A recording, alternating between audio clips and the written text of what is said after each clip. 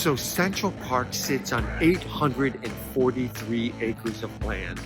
It runs 2.5 miles from north to south and a half mile from east to west.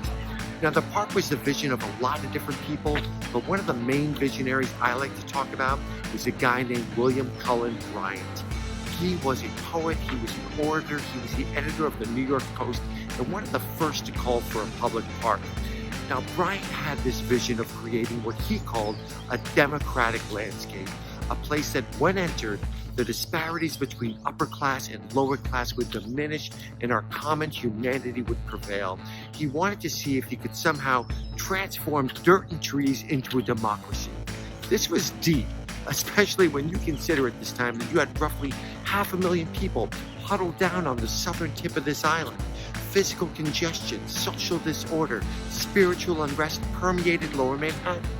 This was meant to be a valve for that, a place where the working class could come to escape tenement life and where the wealthy could come, parade around in their fancy new horse carriages, and maybe, just maybe, get to know one another beyond their class distinctions.